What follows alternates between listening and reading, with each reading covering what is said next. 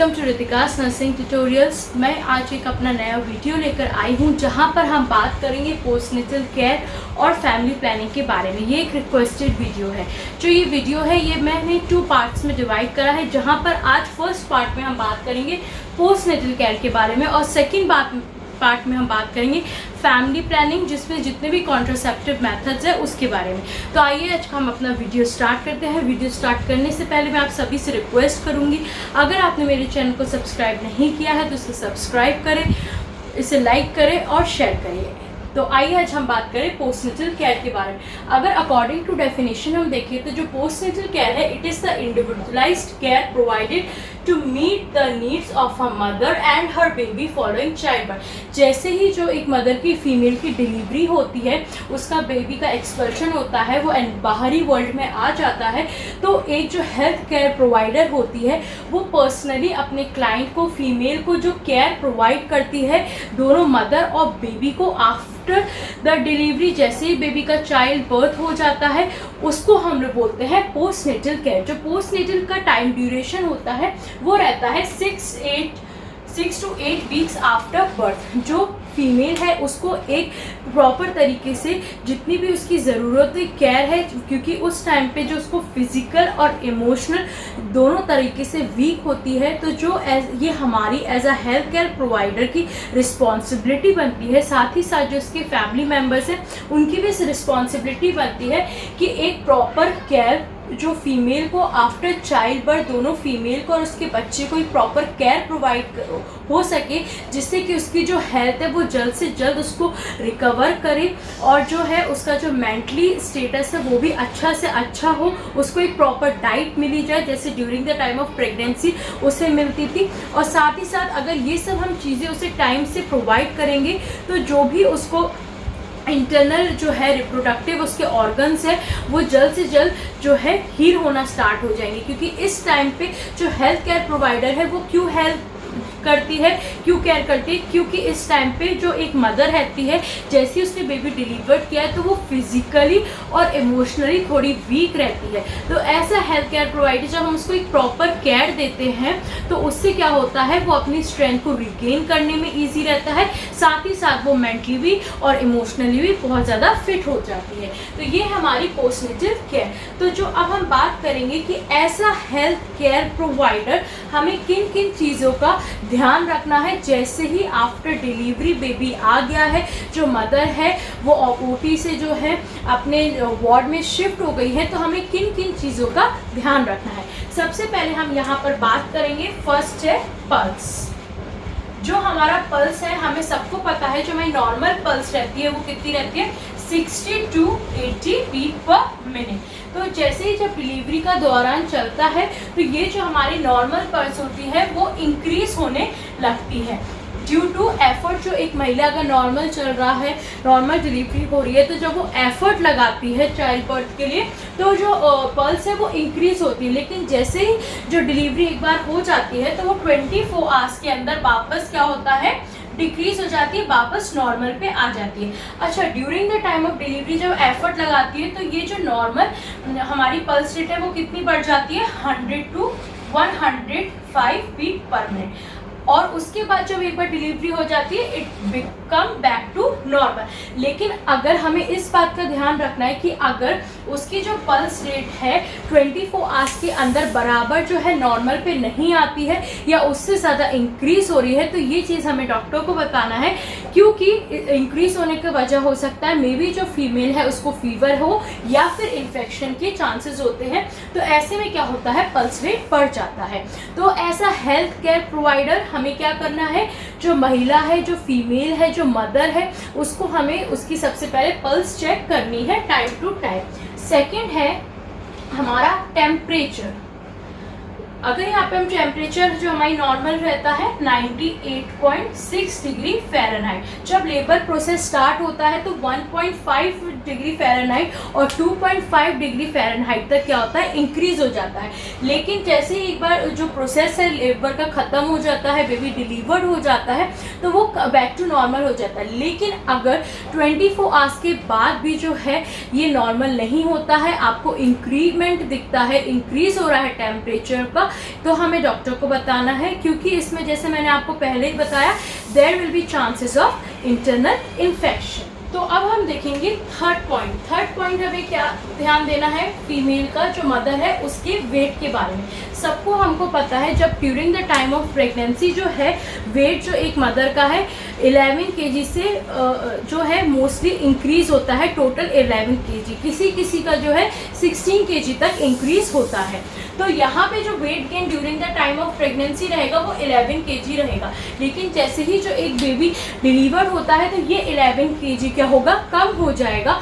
और उसके साथ साथ जो है जैसे नॉर्मल डिलीवरी हुई है तो बहुत ज़्यादा प्रेस्पिरेशन होता है क्योंकि एफर्ट लगा रही है, तो वहाँ पे जो है 2 kg नॉर्मल वेट से क्या होगा, डिक्रीज हो जाएगा। ये क्या होता है, नॉर्मल होता है कि अगर फॉर एग्जांपल फीमेल का वेट 60 kg है और during the time of pregnancy उसने 11 kg जो है वेट गेन किया है, तो यहाँ पे क्या हो जाएगा, 71 kg टोटल हो जाएगा। तो जैसे ही बेबी डिलीवर्ड होगा तो उसमें से 11 kg माइनस हो जाएगा। साथ ही साथ due to perspiration, due to bleeding, तो जो एफर्ट लग रहा है during the time of labour वहाँ पे 2 kg और डिक्रीज हो जाएगा। तो अगर जो डिलीवरी के बाद जो हम उसको केयर देना स्टार्ट करते हैं एक मदर को, उस दौरान हमको वेट को भी लगातार चेक करते रहना चाहिए इस 6 से 8 वीक्स में कि जो उसका वेट है कि वो अधिक से अधिक डिक्रीज तो नहीं हो रहा है। क्योंकि अगर ज़्यादा जल्दी हर डे में आप चेक कर रहे हो, 2-3 दिन में डिक्रीज हो रहा है, तो वहाँ पे जो है चांसेस रहते हैं थोड़े कि मदर को कुछ कॉम्प्लिकेशंस हो रही है, तो इसलिए हम वेट चेक करते हैं। अब हम नेक्स्ट बात करेंगे यहाँ पे वेजाइनल डिस्चार्ज के बारे में। वेजाइनल डिस्चार्ज, जिस पे हम यहाँ पे बात करते हैं लोकिया। तो यहाँ पे जो है जो भी वेजाइनल डिस्चार्ज हो रहा है, जो ब्लीडिंग है, यहाँ पे हम मदर का बिल्कुल चेक करते हैं कि जो उसकी ब्लीडिंग है, जो लोकिया है, उसका जो डिस्चार्ज है वो कैसा है। उसका हमें यहाँ पे अमाउंट चेक करना है कि अमाउंट कितना है, फ्लो।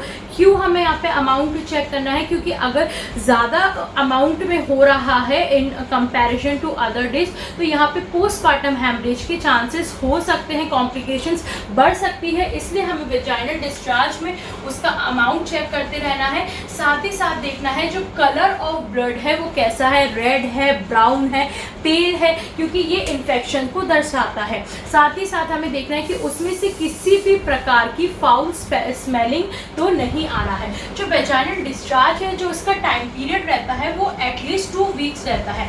अगर इसके ऊपर जो है और वेजाइनल डिस्चार्ज होता है विथ हैवी अमाउंट होता है, साथ ही साथ उसमें क्या हो रहा है, उसका कलर चेंज हो गया है एकदम, और उसके साथ साथ फाउल स्मेल भी आ रहा है, तो दैट मीन्स कि जो मदर है उसको इन्फेक्शन हो रहा है। तो ये है हमारा पोस्टनेटल का 4th पॉइंट, वेजाइनल डिस्चार्ज। इसको भी हम ध्यान रखेंगे।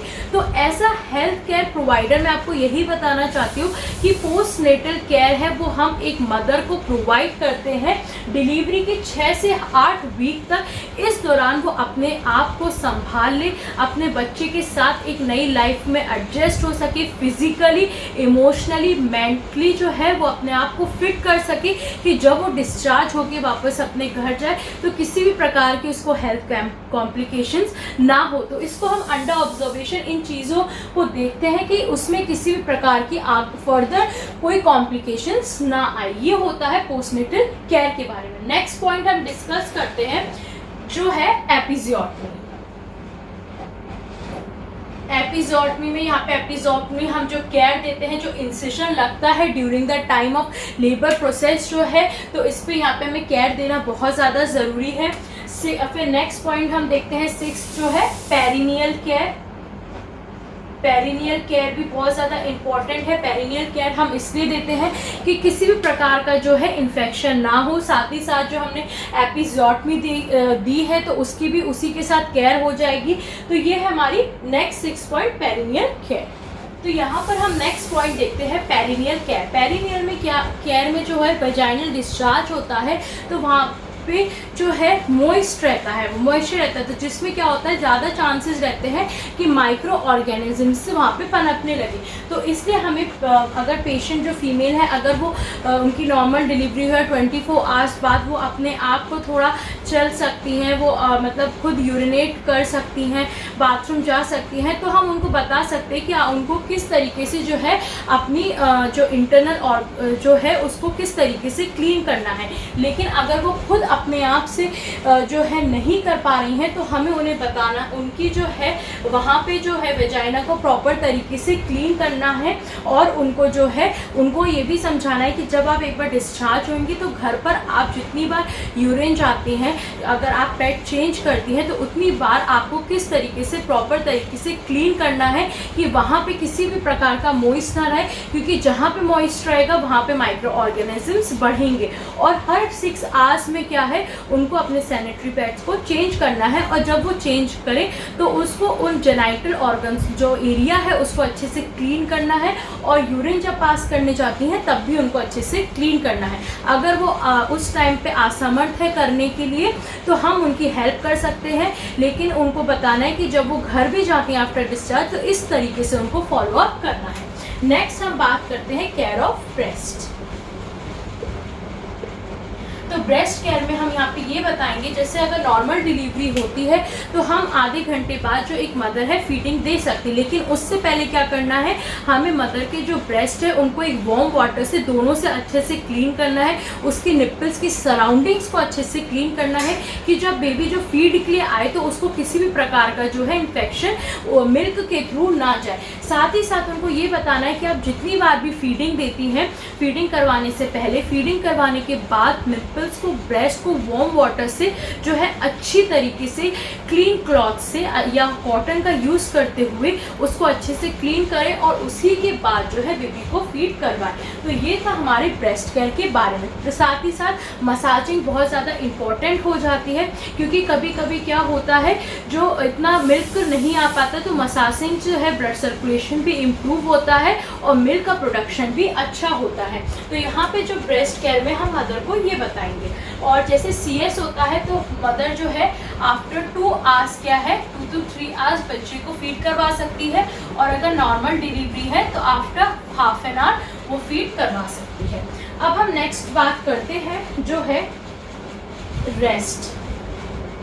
मदर को प्रॉपर रेस्ट देना बहुत ज़्यादा ज़रूरी है, क्योंकि चाहे नॉर्मल डिलीवरी हो चाहे सिजेरियन हो, अगर नॉर्मल है तो बहुत ज़्यादा एफर्ट लगता है, जिसकी वजह से उसे बहुत ज़्यादा वीकनेस होती है, और CS में भी बहुत ज़्यादा मतलब रेस्टलेसनेस हो जाती है। तो उस टाइम पे ज़रूरी है कि मदर को एक प्रॉपर तरीके से रेस्ट मिले, उसकी पोजीशंस को ध्यान रखें। अगर नॉर्मल डिलीवरी है तो कुछ टाइम बाद 24 आवर्स बाद उसकी पोजीशन को जो है चेंज करवा सकते हैं आप, और उनको थोड़ा मूवमेंट करवा सकते हैं, क्योंकि जितनी जल्दी जो है मदर मूवमेंट करेगी तो जो यूट्रस है वो दोबारा से अपनी प्लेस पे आसानी से और जल्दी से जाएगा। तो जितने भी उसके रिप्रोडक्टिव ऑर्गन्स हैं वो जितना मूवमेंट करेगी जल्द से जल्द, जितना रेस्ट करेगी, उसके जो रिप्रोडक्टिव ऑर्गन्स हैं वो वापस अपनी जगह पे रिवर्ट बैक होके जल्द से जल्द जाएंगे। तो नेक्स्ट हम यहाँ पे बात करेंगे डाइट के बारे में।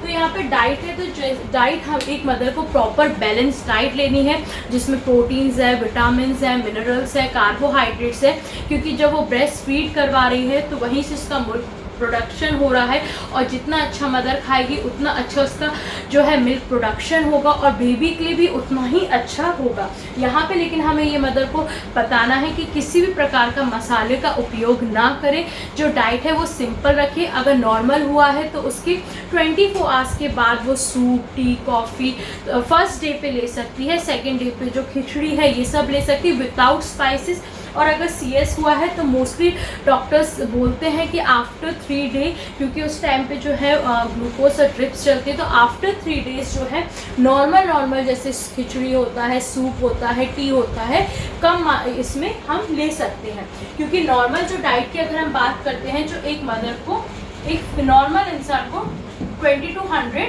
कैलोरीज लेनी है। उसके बाद जब लैक्टेशन टाइम चलता है आफ्टर डिलीवरी, जो ब्रेस्ट फीडिंग, तो यही क्या होती है, पहले जो होती है जब प्रेगनेंसी के दौरान ये 300 इंक्रीज हो जाती है, और during the time of lactation period ये 500 इंक्रीज हो जाती है। तो टोटल 300 कैलोरीज का जो है एक मदर को लेना है। अब हम बात करेंगे नेक्स्ट जो है पॉइंट, केयर ऑफ बावल। यहाँ पे हमें चेक करना है कि मदर जो है उनको किसी भी प्रकार की कोई कॉन्स्टिपेशन की प्रॉब्लम नहीं हो रही है कि हो रही है, क्योंकि मोस्टली होता है आफ्टर ऑपरेशन या फिर आफ्टर डिलीवरी जो है मोस्टली कॉन्स्टिपेशन की प्रॉब्लम होती है। तो यहाँ पे हमें मदर को से पूछना है कि उनको कॉन्स्टिपेशन की प्रॉब्लम हो रही है, कब से हो रही है। तो अगर कॉन्स्टिपेशन की प्रॉब्लम है तो मिल्क ऑफ मैग्नीशियम 1 ounce हम एट द नाइट टाइम हम उनको रिकमेंड कर सकते हैं। 11th हम पॉइंट देखते हैं, केयर ऑफ ब्लैडर। यानी यहाँ पे हमें देखना है कि मदर जो है कितने टाइम बाद उनने यूरिनेट जो है पास करी है, कितने अमाउंट में जो है उनको फुल डे यूरिनेशन हो रहा है, यूरिन का कलर कैसा है, क्योंकि अगर यूरिन का कलर चेंजेस हो रहा है तो इन्फेक्शन के चांसेस हो सकते हैं। तो यहाँ पे हमें ये सब चीज़ों को मेंटेन करना है, क्योंकि अगर जो मदर है जैसे वो खुद after normal delivery after 24 hours वो खुद जाके यूरिन पास कर सकती हैं, वॉशरूम जा सकती, टॉयलेट जा सकती, तो there is no use of catheterization.